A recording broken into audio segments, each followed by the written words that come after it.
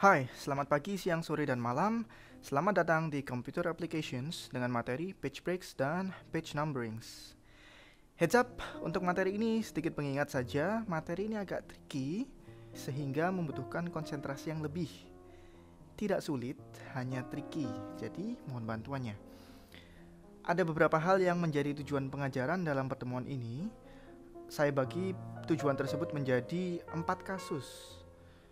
Kasus pertama adalah kasus mengenai penambahan paragraf. Saya punya sebuah file yang masih mentah di sini. Kita punya bab 1, bab 2, dan bab 3. Seringkali ketika selesai mengerjakan sesuatu lalu kita berikan ke dosen bimbing kita atau kepada editor kita, artikel tersebut atau dokumen tersebut mengalami revisi atau penambahan atau malah pengurangan. Nah, yang seringkali terjadi adalah ketika ada penambahan, misalnya di sini saya tambahkan beberapa paragraf. Jadi paragraf ini saya copy, lalu saya tambahkan, saya paste 3 kali sehingga ada 3 paragraf baru. Bisa dilihat bahwa di dalam bab 2 atau bab yang ada di bawahnya ada pergeseran. Begitu juga misalnya ketika di sini ada bab 3, lalu pada bab 2 saya kurangi beberapa paragraf. Misalnya ini saya kurangi, saya hapus. Bisa dilihat bahwa bab 3-nya bergeser. Hal ini tentu saja akan membawa waktu ketika kita ingin memperbaikinya. Mengapa? Karena kita harus memperbaikinya secara manual. Biasanya kita lakukan seperti ini. Benar ya? Saya yakin banyak sekali kalian yang mengalami permasalahan yang sama. Oke, itu adalah kasus pertama yang ingin kita pecahkan. Lalu kasus kedua, ketika kita ingin membuat page orientation yang berbeda. Misalnya di sini, saya agak zoom out sedikit. Bisa dilihat pada halaman ke-1 dan kedua page orientation-nya berdiri atau portrait. Lalu di halaman selanjutnya yang isinya foto-foto ini, ada 2 foto, formattingnya landscape. Sekali lagi, 1, 2 portrait, yang 3, 4 landscape. Lalu saya kembali ke halaman kelima, dia kembali ke portrait. Itu kasus kedua. Nah, kasus ketiga adalah ketika kita ingin membuat margin dan ukuran kertas yang berbeda antar tiap bagian di dalam dokumen kita. Misalnya, bisa dilihat bahwa bagian halaman ketiga yang landscape ini ukurannya letter. Lalu kita ingin agar di halaman sebelumnya, halaman yang portrait ini ukurannya berbeda, misalnya A4 atau yang terlihat ekstrim ya, saya buat A3, jadi biar kelihatan beda gitu. Nah, ini adalah kasus ketiga yang akan kita pecahkan. Lalu kasus keempat adalah page numberings. Page numberings itu apa? Page numbering saya yakin semua sudah tahu, yaitu penomoran halaman pada dokumen. Misalnya di sini bisa kita lihat di bagian kanan atas, page numberingnya angka 1 karena halaman ke-1, lalu dia halaman kedua. Nah, di halaman yang landscape ini page numberingnya berubah jadi A dan di tengah atas. Lalu halaman selanjutnya B, dan pada halaman terakhir formatnya berubah lagi menjadi I di kiri atas. Tentu saja ini hanya contoh, ada banyak sekali kasus. Misalnya ada kasus tertentu di mana pada bab 1, saya kembali ke file saya yang kosong ini, pada halaman pertama bab 1, lokasi page numbernya ada di kanan atas, misalnya di sini. Lalu pada halaman selanjutnya, lokasi page numbernya ada di tengah bawah, seperti ini. Nah, tentu saja ini adalah contoh yang salah karena adalah file masih mentah. Tapi ternyata contoh-contoh tersebut kita nanti bisa selesaikan dengan menggunakan materi ini atau dengan cara menguasai materi ini. Baik, kita mulai saja perkuliahan kita. Selamat berproses. Oke, kita akan menyelesaikan kasus yang pertama masih ingat kasus pertama ya, yaitu kasus mengenai penambahan atau pengurangan paragraf yang berakibat pada paragraf yang ada di sekitarnya. Oke, saya hapus terlebih dahulu ya page number yang saya gunakan sebagai contoh tadi. Oke, mudah saja, sama seperti judul materi ini, yaitu page breaks. Kasus ini kita bisa selesaikan dengan menggunakan breaks.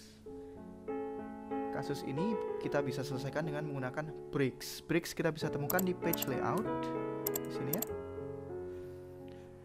Lalu dia ada di breaks. Oke, ada banyak sekali macam page breaks di sini. Tapi yang saya sering gunakan dan yang akan saya ajarkan pada pertemuan ini adalah section breaks yang next page. Section break sendiri ada 4, tapi sekali lagi yang saya gunakan hanya next page. Oke, bisa dipahami? Nah, untuk menyelesaikan kasus pertama ini, kita bisa apply yang namanya page breaks. Cara mengaplikasinya gimana? Golden rule tetap berlaku, yaitu jangan salah meletakkan kursor. Pada kasus ini saya letakkan kursor saya di bagian akhir bab 1. Saya letakkan kursor saya di bagian akhir bab 1, yaitu di sekitar sini. Saya zoom out lagi. Di bagian akhir bab 1. Jadi bab 1 saya berakhir di sini, dan ini adalah awal dari bab 2. Oke. Nah, kebiasaan dari kita selama ini, setelah mengakhiri bab 1, lalu kita memulai bab 2, yang kita lakukan adalah kita enter. Ini saya meng-enter ya, enter, sehingga bab selanjutnya dimulai. Nah, akibat dari enter itu tadi adalah ketika kita menambahkan paragraf seperti ini, bisa dilihat sudah bergeser ya, atau ketika kita mengurangi paragraf seperti ini, maka akan ada pergeseran di bagian bawah tempat kita mengurangi atau menambahkan paragraf tadi. Cara agar hal itu tidak terjadi adalah kita pisahkan kedua bagian tersebut. Jadi bagian kita anggap saja bab 1 dan bab 2 dengan menggunakan page breaks.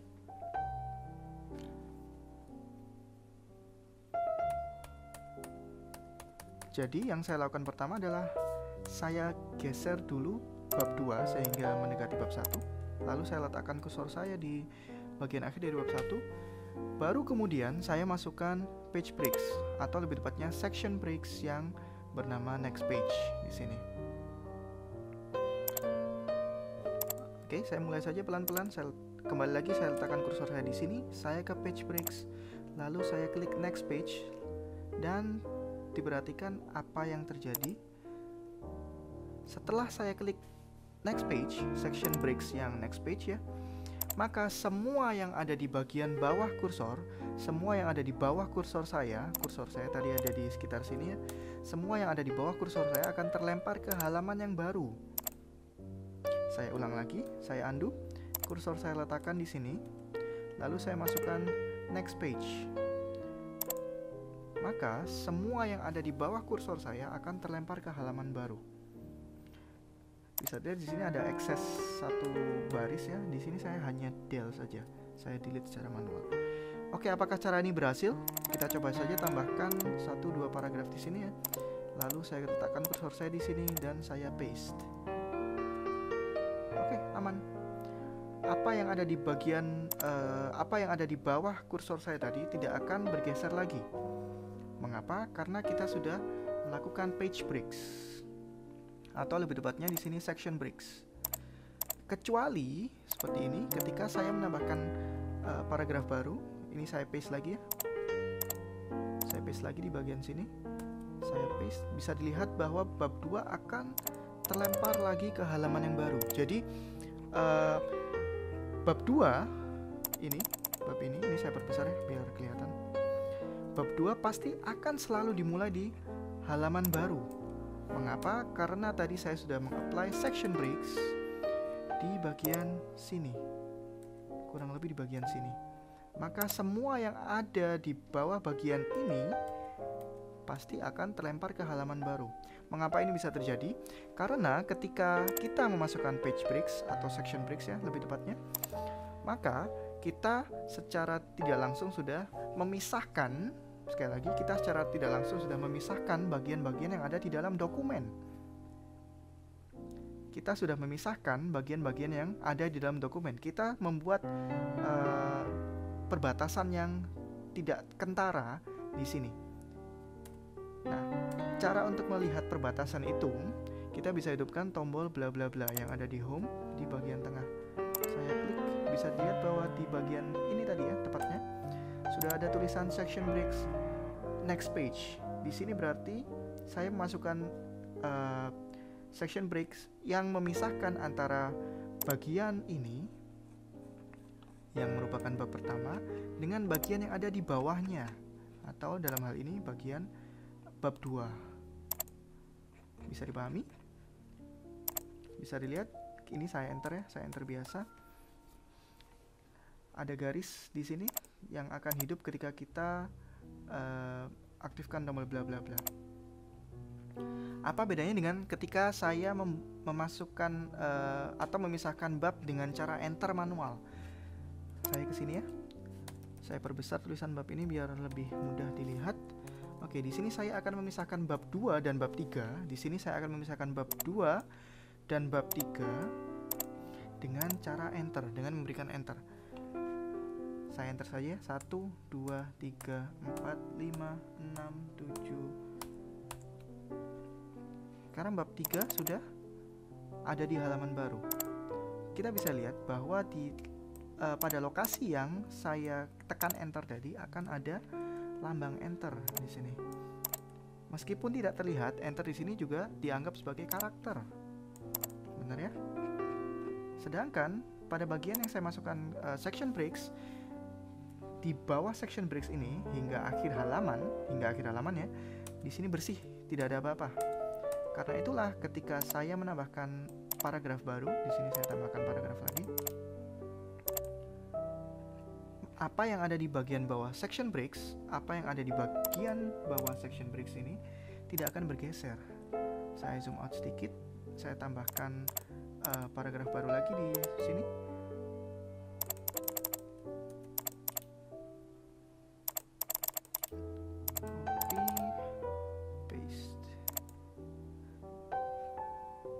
Asalkan bagian ini tidak bergerak ke halaman yang baru, bagian perbatasan ini tidak bergerak ke halaman baru, maka bab 2 tidak akan terlempar ke halaman yang selanjutnya.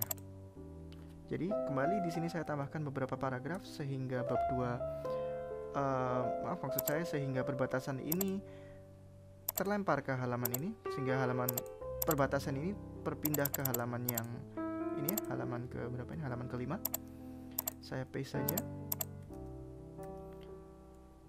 Oke, bisa dilihat ketika saya paste satu kali lagi dan perbatasan ini bergeser ke halaman ke-5, maka bab 2 juga akan terlempar ke halaman baru. Jadi apa yang ada di sini tidak akan pernah ada di halaman yang sama dengan section breaks. Oke, bisa dipahami? Jadi yang perlu disimpulkan adalah gunakan section breaks yang ada di sini untuk memisahkan bab atau bagian dari dokumen yang kalian punya. Dalam hal ini misalnya kalian punya 3 bab, bab 1, bab 2, dan bab 3. Pisahkanlah semua bab tersebut dengan section breaks. Misalnya di sini saya kembali mengaplikasikan section breaks dengan benar. Bab 2 saya berakhir di sini, di sekitar sini, maka saya letakkan kursor saya di sini. Lalu saya apply section breaks yang next page. Voila, selesai.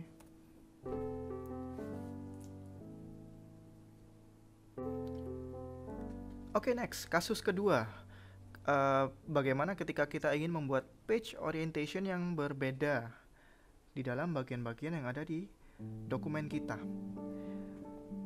Penyelesaian kasus kedua ini sangat erat hubungannya dengan penyelesaian kasus pertama, yaitu dengan cara memasukkan section breaks. Sekali lagi, dengan cara memasukkan section breaks sama. Oke, di akhir bab 3 saya tambahkan satu bab lagi di sini ya. Kita anggap saja ini daftar pustaka. Saya perbesar agar jelas. Nah, katakanlah editor saya atau dosen saya ingin agar daftar pustaka ini formatnya landscape, bukan portrait. Agak aneh ya, tapi kita buat contoh saja. Jadi bab 3 dan bab yang lainnya formatnya portrait. Lalu pembimbing saya atau editor saya ingin agar daftar pustaka ini formatnya landscape. Kita tidak bisa lakukan hal itu dengan secara default. Kita tidak bisa lakukan itu dengan bawaan dari Windows, bawaan dari Microsoft Office maksud saya. Yang harus kita lakukan pertama kali adalah kita insert section breaks di bagian tersebut, di bagian dimana kita ingin agar page orientation-nya berbeda. Oke, misalnya seperti ini. Di sini, ketika kita masih menggunakan cara lama, yaitu cara enter, maka yang kita lakukan adalah kita enter daftar pustaka sehingga menjadi ada di halaman baru. Tapi saya bisa jamin dengan cara ini kalian tidak akan bisa membuat page orientation yang berbeda. Kita coba saja. Kursor saya letakkan di daftar pustaka, halaman pertama daftar pustaka. Lalu saya ganti page orientation-nya dari portrait menjadi landscape. Ketika saya klik, apa yang terjadi? Maka daftar pustaka benar ya berubah jadi landscape. Tapi bab 3 ternyata ikut berubah menjadi landscape. Nah, hal itu tentu saja tidak kita inginkan. Mengapa? Karena tadi kita sudah mengetahui maksud dari editor atau pembimbing saya bahwa yang diubah menjadi landscape hanya daftar pustaka saja, bukan bab 3-nya. Oke, jadi yang enter ini saya hapus ya, saya del biasa, ini saya delete. Yang perlu kita pahami di sini adalah ternyata ketika kita membuat atau kita memasukkan section breaks, selain kita melemparkan apa yang ada di bawah menuju halaman baru tadi, kita juga membuat perbatasan yang tadi sudah kita jelaskan ya. Nah, perbatasan tersebut memiliki peraturan sendiri. Maksudnya seperti apa? Kita bisa lihat bahwa di sini saya sudah punya bab 1 yang saya pisahkan dengan section breaks di sini. Lalu bab 2 saya pisahkan dengan section breaks di sini ke bab 3. Nah, secara tidak langsung ketika kita memasukkan section breaks, kita juga membuat yang namanya section. Kita anggap saja analoginya sebagai negara. Ketika kita memasukkan section breaks, kita membuat negara-negara baru yang memiliki aturan tersendiri. Bagaimana cara mengetahui negara mana yang namanya apa? Kita bisa klik 2 kali di bagian header. Bisa dilihat bahwa sekarang ada tulisan section 1 di bab 1 ya. Saya ke bagian bawah. Di bab 2 ada tulisan section 2. Bab 3 ada tulisan section 3. Lalu di daftar pustaka ternyata masih tetap section 3. Nah, section ini, bagian-bagian ini yang saya analogikan sebagai negara tadi, terbentuk ketika kita membuat atau memasukkan section breaks. Saya buka lembaran baru ya.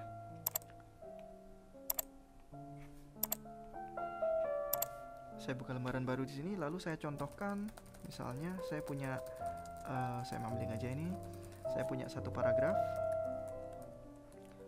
lalu saya copy sehingga menjadi 3 paragraf. Secara default, secara bawaannya, ketika saya hidupkan atau saya akses header footernya, saya klik 2 kali di sini, klik, ini. Secara default, tulisan yang muncul adalah header dan footer. Tidak akan muncul tulisan section seperti yang ada di sini. Tidak akan muncul tulisan tersebut sampai kita membuat section baru dengan menggunakan section breaks. Oke, kita coba saja. Sekarang polos ya. Hanya tulisan header. Sekarang saya letakkan kursor saya di sini. Lalu saya insert breaks yang section. Saya klik. Section break sudah masuk di sini, sudah ada buktinya. Lalu saya akses lagi header saya klik 2 kali, 1, 2. Sekarang sudah muncul section 1. dan section 2 di sini. Ketika saya tambahkan section baru lagi, saya letakkan kursor saya di sini. Saya klik page layout, breaks, lalu next page. Klik. Bisa ditebak bahwa sekarang saya sudah membuat section 3. Jadi saya sudah punya 3 section di dokumen ini. Oke, setelah memahami konsep section, kita kembali ke sini. Nah, sudah saya jelaskan tadi bahwa negara-negara ini, section-section ini memiliki peraturan tertentu. Apa peraturan itu? Jadi, setiap section ini ya, saya letakkan kursor saya di section 2 ini. Setiap section punya otoritas untuk menentukan apakah mereka ingin menjadi portrait atau landscape, atau memiliki ukuran yang berbeda, atau bahkan memiliki margin yang berbeda pula. Sekali lagi, setiap section memiliki otoritas untuk menentukan apakah mereka akan menjadi landscape atau portrait, atau apakah mereka akan menjadi A3 atau A4 atau letter atau folio atau yang lain, atau bahkan dia juga memiliki otoritas untuk membuat bagian ini page marginnya menjadi narrow atau wide tanpa mencampuri urusan section lain atau negara lain. Jadi kesimpulannya adalah ketika kita memasukkan section breaks, ketika kita sudah membagi sebuah section, maka apa yang ada di dalam section itu tidak akan mencampuri section lain. Bisa dilihat di sini, ketika saya letakkan kursor saya di section 2 ya, di sini section 2. Ketika saya letakkan kursor saya di section 2, lalu saya ubah page layout orientation-nya menjadi landscape, maka yang berubah menjadi landscape hanya section 2 saja. Section 2. Jadi sekali lagi yang perlu diingat di sini adalah ketika kita sudah membagi section, maka setting yang ada di section tersebut akan mempengaruhi hanya section itu saja. Jadi sebenarnya kita di sini sedang memecahkan permasalahan kasus kedua dan ketiga secara sekaligus. Kasus kedua sudah kita selesaikan, yaitu page orientation yang berbeda. Lalu kasus ketiga, margin dan ukuran kertas yang berbeda, kita bisa selesaikan juga. Mengapa? Karena kita sudah membentuk section di sini. Misalnya pada bab 1, saya ingin agar kertasnya berubah menjadi apa yang beda ya? Oke, A3 karena sangat besar, jadi kelihatan bedanya ya. Saya ingin agar bab 1 menjadi A3. Apakah akan berpengaruh pada section lain atau bab lain atau negara lain? Tidak. Mengapa? Karena kursor saya letakkan di section 1 dan section 1 berhak menentukan setting mereka sendiri. Kita coba saja. Kursor di sini, size saya ganti menjadi A3. Saya perbesar, bisa dilihat bahwa sekarang bab 1 ukurannya menjadi A3. Bab 2 ukurannya tetap A4, tetapi dia landscape. Lalu bab 3 masih ke setting, bab 2 ini bukan A4 ya. Bab 2 ini, oh ya A4 benar. Dan bab 3 dia juga A4, tapi dia portrait. Oke, jadi itu yang perlu diingat. Setiap section memiliki otoritas untuk mengatur setting mereka sendiri dan tidak akan mencampuri section lain. Sama halnya dengan margin. Saya ke bab 1, lalu marginnya saya atur menjadi white di sini ya. Sekali lagi kursor saya letakkan di section 1, margin saya ganti menjadi white. Maka yang berubah menjadi white hanya yang section 1 saja. Section 2 tidak akan berubah menjadi white. Kita lihat di sini dia tetap normal, dan section 3 juga akan tetap normal. Oke, mudah-mudahan bisa dipahami. Oke, mudah sekali ya. Sekarang tinggal dipraktekkan dan mudah-mudahan bisa dipahami dengan baik. Oke, sekarang kita selesaikan kasus keempat yang merupakan kasus yang paling tricky di antara ketiga kasus tersebut. Untuk itu saya terlebih dahulu buka lembaran baru. Saya buat sebuah paragraf saja. Oke, seperti ini misalnya. Lalu saya duplikat beberapa kali sehingga nampak seperti sebuah laporan atau sebuah artikel. Di sini pun saya tuliskan bab 1, bab 2 saya juga lakukan hal yang sama, lalu bab 3.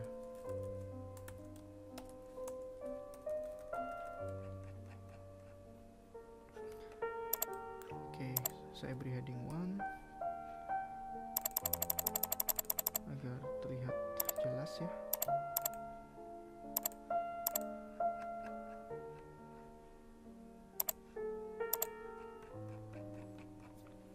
Oke, tadi sudah kita pelajari bersama bahwa untuk mengakhiri sebuah bab atau untuk memulai bab baru, misalnya di sini akhir bab 1 ya, dan awal dari bab 2, kita ditekankan untuk menggunakan section breaks.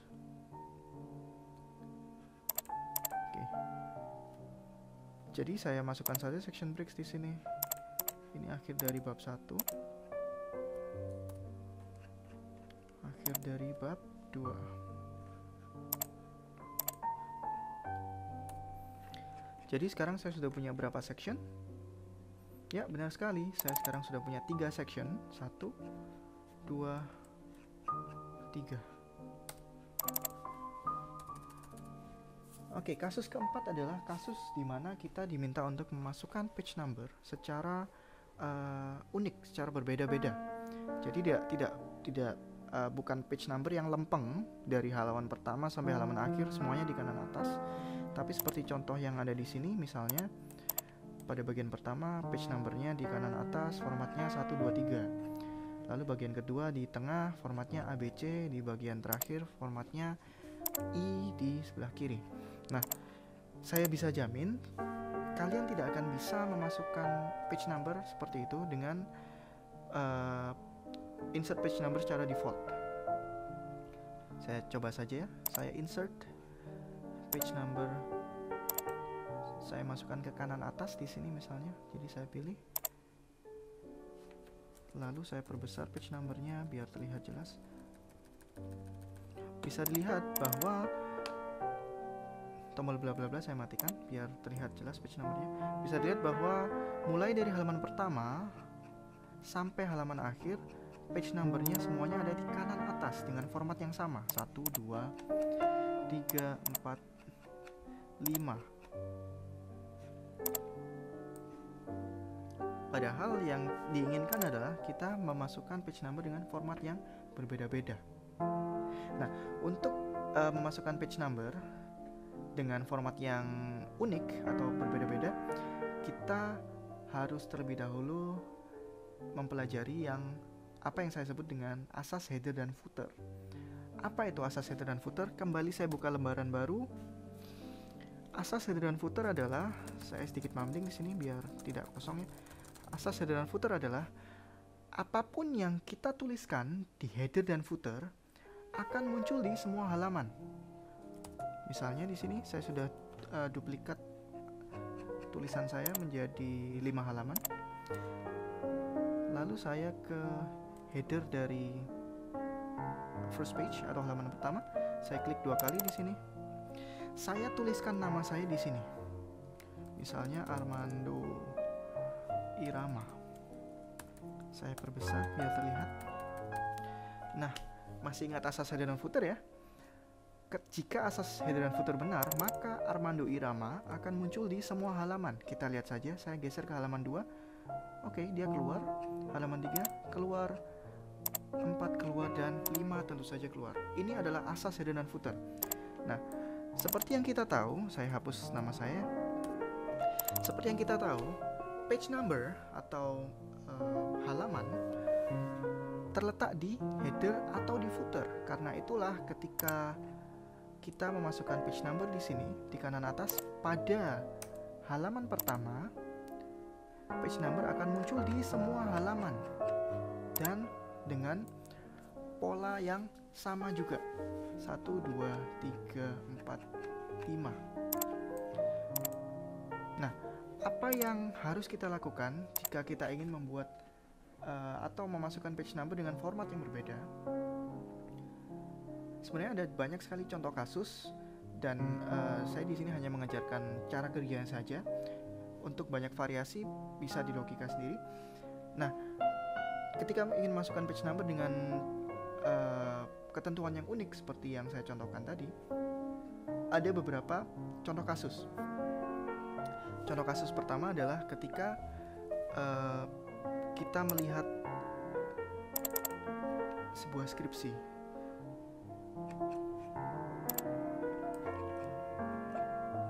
Oke, saya buka skripsi, contoh skripsi di sini.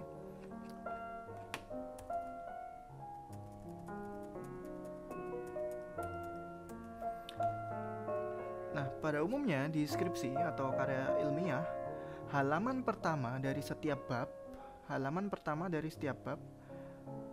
lokasinya berbeda dengan halaman sisanya. Misalnya di sini saya punya bab 1 pendahuluan.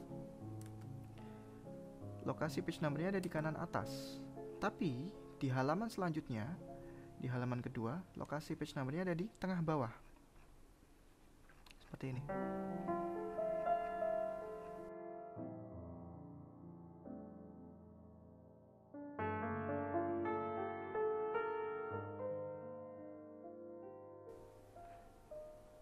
Nah, cara untuk memasukkan page number seperti ini adalah dengan cara menghidupkan different first page.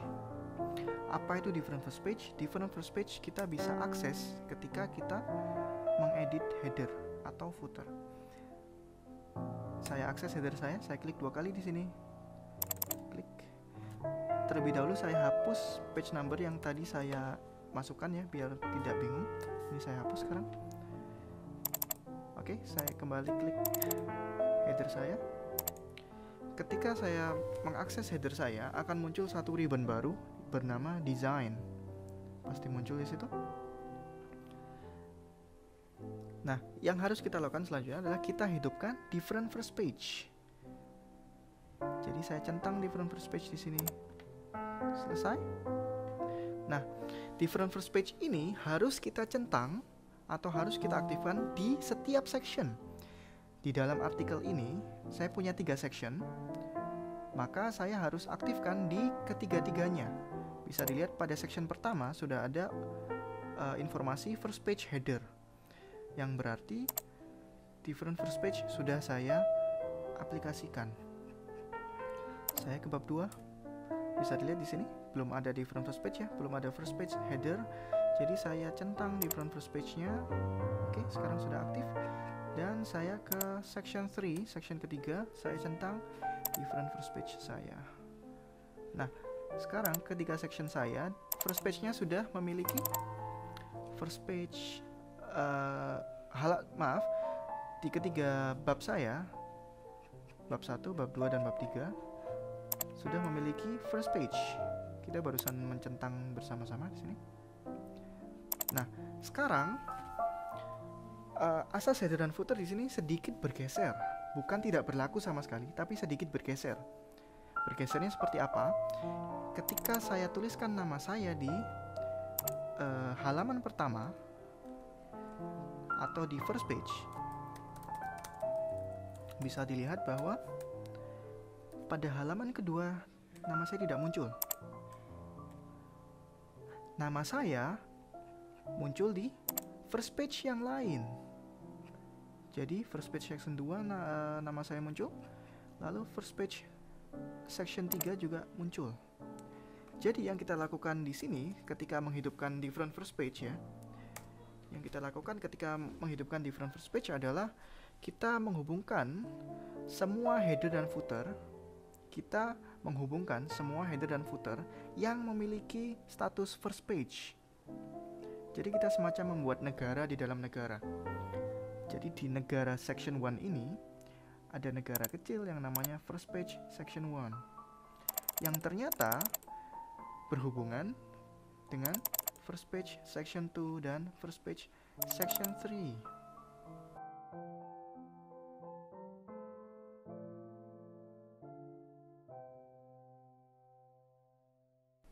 Oke, jadi sekarang setelah mengeset first page di semua halaman pertama setiap section tadi, sekarang kita bisa bebas memasukkan page number di halaman pertama tanpa mempengaruhi halaman yang sisanya.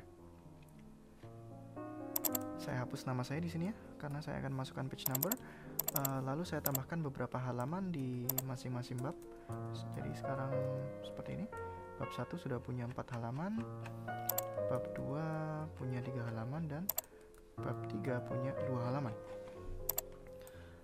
Oke, sekarang ketentuannya adalah masukkan page number di kanan atas untuk halaman pertama. Jadi ketentuannya adalah, sekali lagi, halaman pertama dari setiap section atau halaman pertama dari setiap bab, lokasi page numbernya ada di kanan atas. Sedangkan halaman sisanya, lokasi halamannya ada di tengah bawah. Apa yang harus kita lakukan? Kita letakkan saja kursor kita di halaman pertama dulu. Jadi first page dulu ya. Terserah mau di first page manapun. Kursor saya letakkan di sini. Saya ke insert, saya page number, lalu saya format terlebih dahulu. Oke, formatnya sudah benar, 1, 2, 3. Continue dan start at ini akan kita bahas nanti. Sementara kita pakai defaultnya saja, yaitu continue.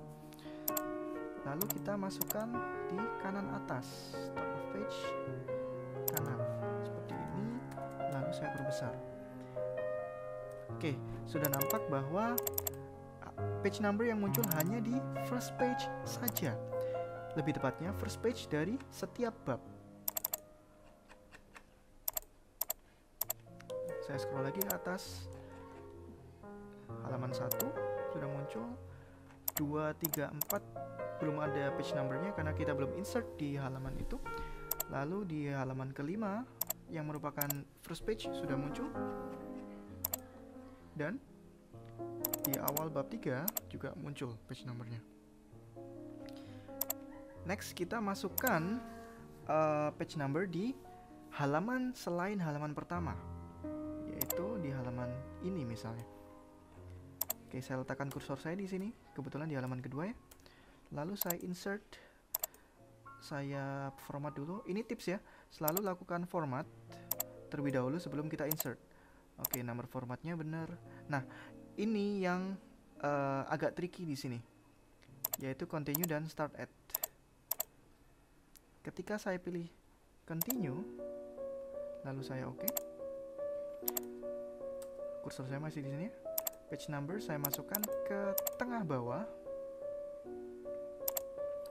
Maka yang terjadi adalah sistem penomorannya akan melanjutkan dari section sebelumnya.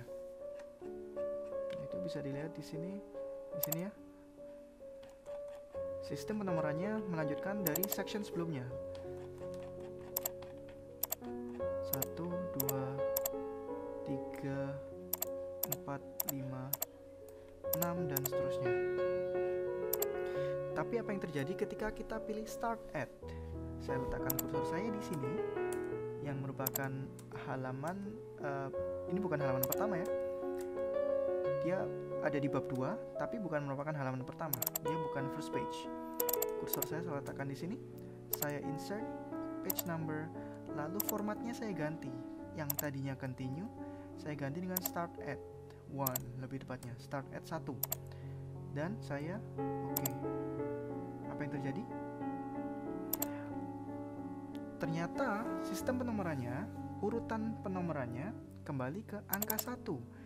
Tapi bukan di halaman ini. Bukan di halaman ini, melainkan di halaman pertama yang merupakan awal dari section 2.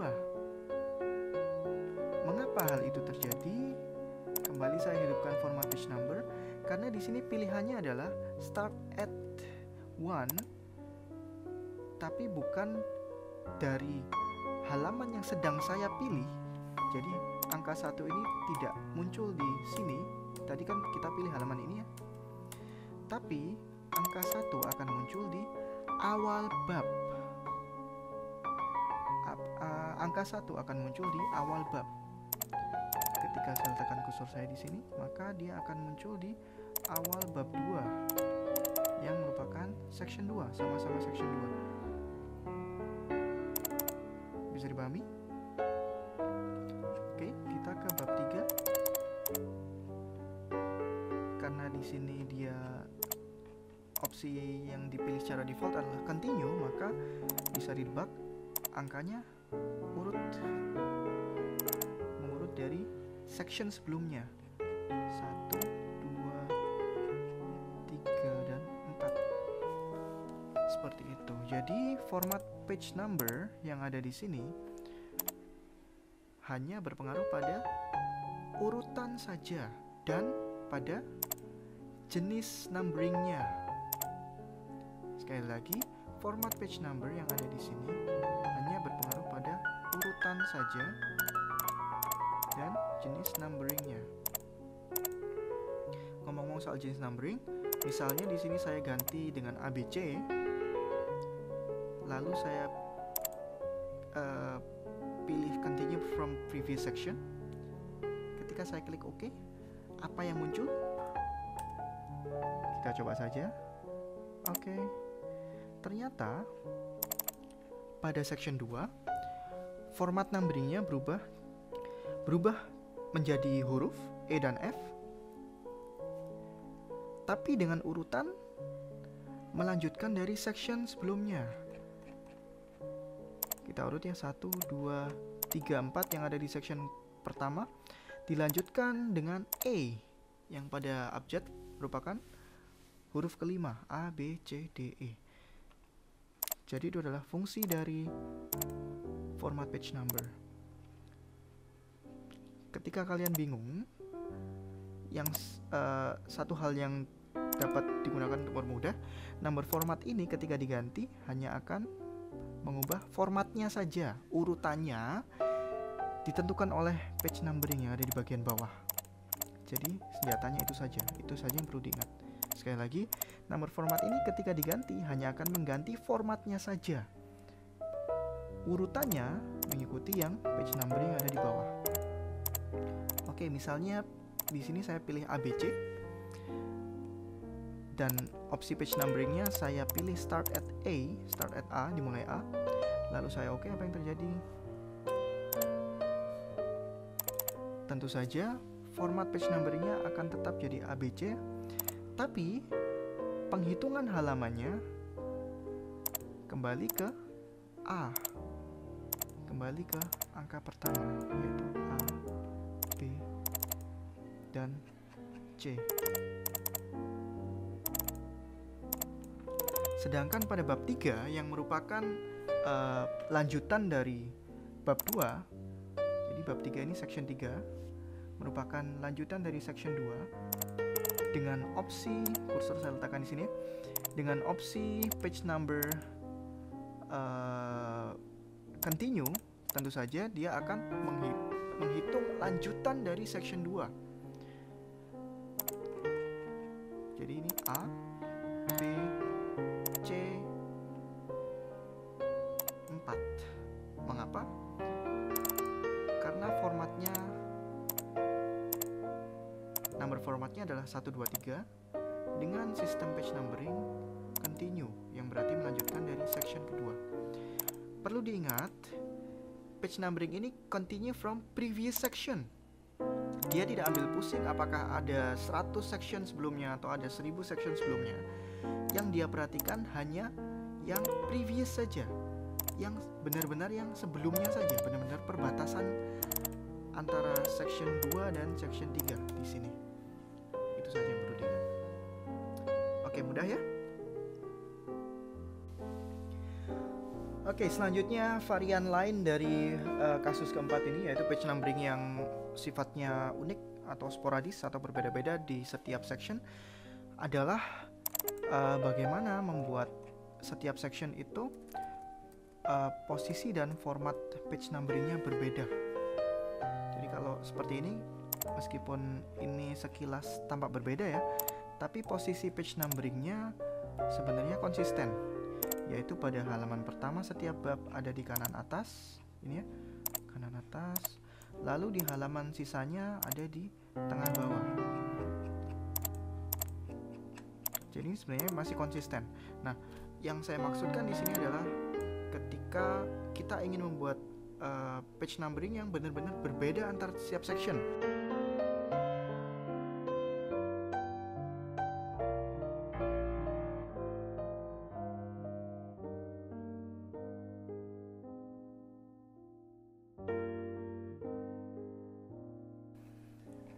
Oke, jadi bagaimana cara membuat atau memasukkan page number secara sporadis seperti itu? Kita harus terlebih dahulu mengenal yang namanya link to previous. Apa itu link to previous? Saya buka lembaran baru lagi, mudah-mudahan untuk terakhir kalinya. Lalu saya kembali membuat dua baris ya, dan saya masukkan section breaks di sekitar sini. Jadi kursor saya di sini, saya masukkan section breaks. Jadi saya sudah punya dua section ya, 1, 2, section 1, section 2. Link to previous adalah sebuah hubungan yang muncul ketika kita membuat atau memasukkan section breaks. Bisa dilihat pada bagian kanan, baik kanan atas maupun kanan bawah. Bisa dilihat pada bagian kanan halaman ketika kita mengakses header atau footer. Terlihat ya? Ini menunjukkan bahwa section 2 masih berhubungan dengan previous sectionnya, masih berhubungan dengan section sebelumnya, yaitu section 1. Kalau misalnya saya tambahkan satu section lagi di sini,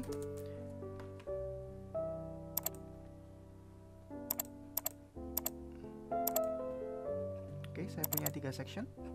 Di sini juga muncul same as previous, yang menunjukkan bahwa section 3 masih berhubungan dengan section 2. Perlu diingat bahwa same as previous ini berarti berhubungan dengan section sebelumnya saja. Sama seperti format page numbering tadi, dia tidak ambil pusing jika misalnya di section sebelumnya ada ratusan atau ribuan section. Yang dia perhatikan hanya yang previousnya saja, yang benar-benar tetangganya, yang benar-benar berhubungan dengan dia atau berbatasan langsung dengan sectionnya. Oke, bisa dipahami? Nah, itu adalah konsep link to previous. Ketika link to previous hidup, maka akan ada tulisan same as previous. Nah, ternyata same as previous ini yang menyebabkan asas header dan footer. Saya tulis nama saya lagi di sini. Meskipun sudah ada 3 section, tapi ternyata di ketiga section ini tetap muncul nama saya. Itu adalah ulah dari same as previous atau link to previous ini. Nah, ketika kita ingin totally menghilangkan asas header dan footer, ketika kita ingin agar header dan footer itu sama sekali tidak berhubungan, kita harus terlebih dahulu hilangkan link to previous. Caranya gimana? Saya akses header section 2 di sini. Lalu saya ke ribbon design yang baru saja muncul ya. Saya hilangkan link to previous. Saya klik di sini. Bisa dilihat tulisan same as previous sudah hilang. Yang perlu diingat adalah link to previous harus dihilangkan di header dan footer sendiri-sendiri. Jadi yang tadi saya hilangkan yang ada di header, sekarang saya ke footer, lalu saya hilangkan. Oke, selesai. Sekarang section 2 baik di header dan footernya sama sekali tidak berhubungan dengan section 1. Kita buktikan, saya tulis kembali nama saya, dan terlihat sangat jelas bahwa di section 2 tidak muncul nama saya seperti yang tadi. Mengapa? Karena header section 2 dan header section 1 sudah tidak berhubungan. Buktinya mana? Sudah tidak ada link to previous. Apa yang terjadi ketika saya hidupkan link to previous lagi? Kita coba saja. Saya hidupkan link to previous saya dengan posisi kursor saya ada di section 2 dan ada tulisan di header section 1. Saya klik, akan ada sebuah pertanyaan, saya yes saja, maka secara otomatis header section 2 dan header section 1 terhubung lagi. Dibuktikan dengan adanya nama saya di section 2. Oke, saya hilangkan lagi ya. Lalu saya hapus. Kita ke section ketiga, perbatasan antara section 2 dan section 3. Apa yang terjadi ketika di sini misalnya saya tulis hobi saya. Di section 2 saya tulis hobi saya. Logikanya dia akan muncul di section 3. Mengapa? Karena section 3 masih berhubungan dengan section 2. Kita coba saya, hobi saya adalah menyanyi. Saya scroll ke bawah. Ternyata memang benar pada section 3 muncul tulisan hobi saya. Mengapa? Sekali lagi, section 2 masih berhubungan dengan section 3, dibuktikan dengan adanya tulisan same as previous. Jika saya hapus tulisan menyanyi di sini, bisa dipastikan bahwa tulisan menyanyi pada section 2 juga akan hilang. Itu adalah konsep dari link to previous. Sekarang apa hubungannya antara konsep link to previous dengan memasukkan page number secara sporadis? Kita kembali ke file kita yang ini ya. Terlebih dahulu saya hapus page numbernya. Ini saya hapus. Jadi sudah bersih di semua halaman, kecuali di first page ya, karena first page punya peraturan sendiri. Oke. Sekarang saya coba hilangkan hubungan antara bab 1 dengan bab 2. Saya hilangkan hubungan antara bab 1 dengan bab 2. Tapi bukan di first page-nya, di halaman keduanya. Jadi kursor saya letakkan di sini dan di sini. Tujuan kita adalah memasukkan page number secara berbeda-beda di setiap section. Misalnya di section pertama ini atau di bab 1 ini, page number akan saya masukkan di kiri bawah.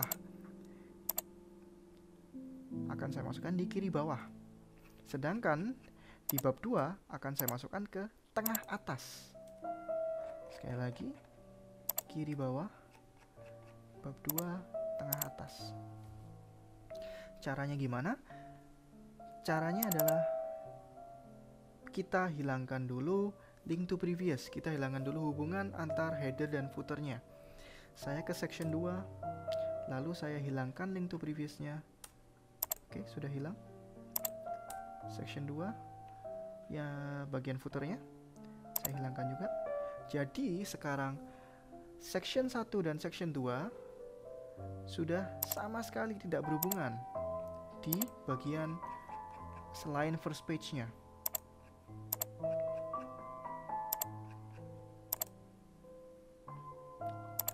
Oke, kita coba saja. Kita masukkan page number di bab 2. Tadi di mana? Di kiri bawah ya. Jadi page number saya masukkan di kiri bawah, bottom.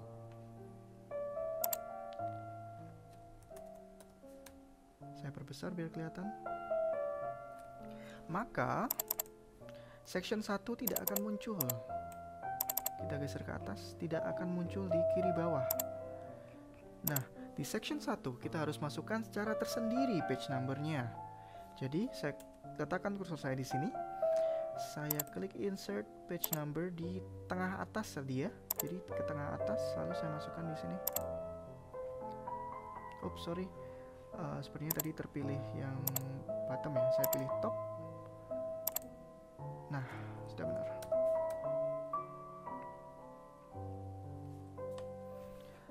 Jadi page number yang ada di section 1 tidak akan bercampur dengan setting page number yang ada di section 2. Mudah-mudahan bisa dipahami. Sekarang saya berikan contoh yang sangat sederhana lagi. Saya berikan satu lembaran baru lagi. Saya punya bab 1. Saya perbesar. Bab 2 dan bab 3. Saya masukkan section di antaranya di sini.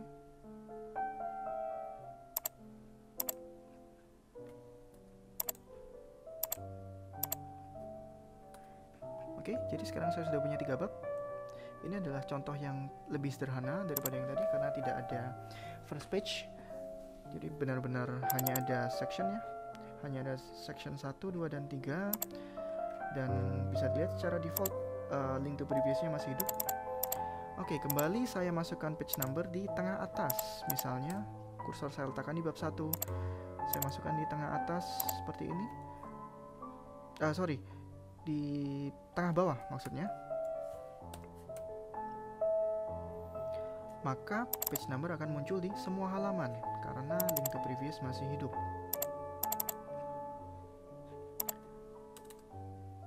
Nah, misi kita sekarang adalah memasukkan page number secara berbeda-beda di antara setiap bab.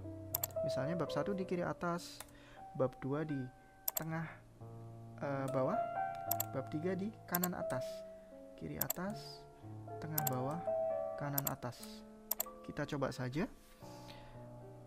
Terlebih dahulu tentu saja kita harus hilangkan link to previous. Jadi saya ke section 2, hilang dan hilang. Section 3, hilang dan hilang. Jadi sekarang kita sudah punya 3 section yang benar-benar independen, saling tidak berhubungan. Benar-benar mereka tidak memiliki keterkaitan satu sama lain. Kita tinggal masukkan saja ke bab 1, insert page number top ya, di kiri atas. Saya perbesar biar terlihat.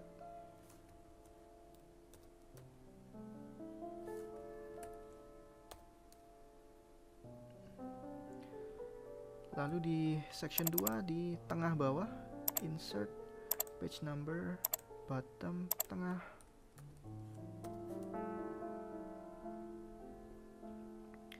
Dan yang terakhir section 3 di kiri atas, page number top kiri.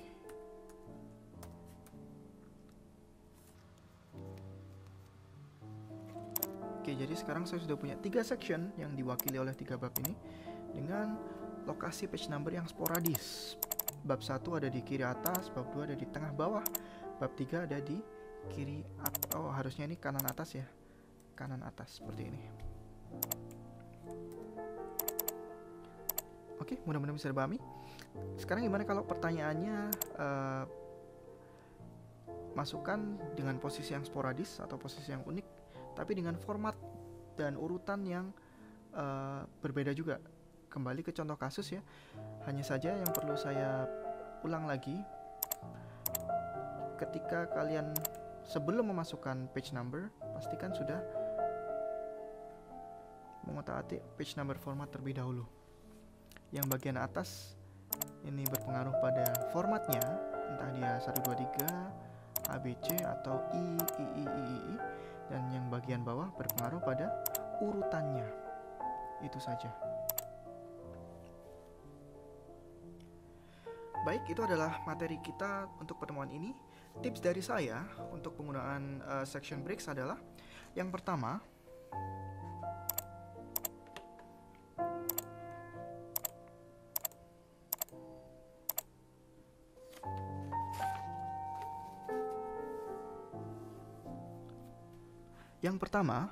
masukkan section breaks untuk membatasi bagian-bagian di dalam dokumen. Seperti yang saya contohkan di sini, bab 1 saya perbesar, bab 2, bab 3. Kalau selama ini kita masih menggunakan enter untuk mengakhiri bab dan membuat bab baru, lupakan hal itu. Sekarang masukkan section breaks ketika kita ingin membuat sebuah bab. Tips yang kedua, gunakan tombol bla bla bla atau hidupkan tombol bla bla bla ketika bekerja dengan section breaks. Mengapa? Karena hanya dengan tombol bla bla bla kita bisa melihat lokasi kita memasukkan section breaks seperti ini. Tanpa ada tombol bla bla bla, it's gone. Kita nggak bisa mengecek di bagian mana kita memasukkan section breaks.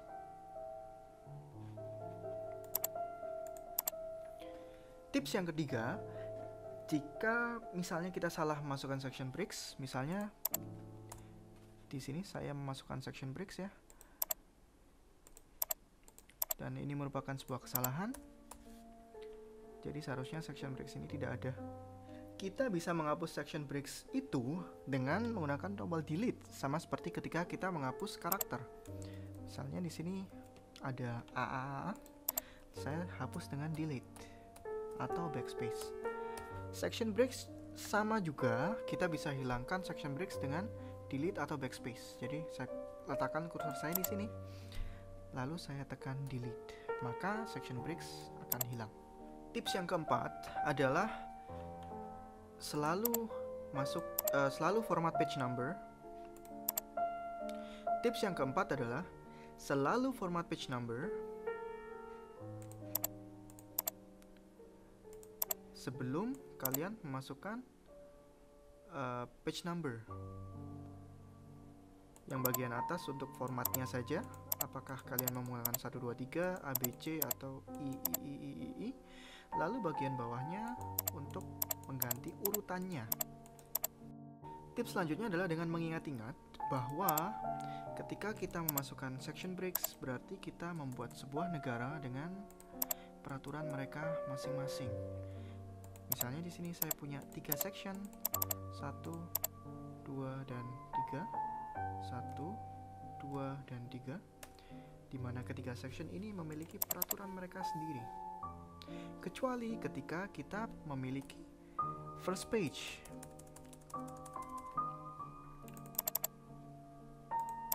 Sekarang section 1 saya sudah punya first page, section 2 juga saya centang di first page. Nah, first page ini memiliki peraturan mereka sendiri yang saling berhubungan. Jadi ketika saya tulis nama saya di sini lagi, maka nama saya juga akan muncul di semua first page dan tidak akan muncul di halaman yang lain. Setelah kalian memahami materi pertemuan ini, silahkan mencoba online activity yang ada di web saya. Ada 1, 2, 3, 4 online activity di sini. Bisa digunakan untuk latihan dan membiasakan diri dengan materi yang baru saja kita pelajari, sehingga kalian bisa bekerja dengan lebih optimal, lebih efisien, dan lebih efektif. See you.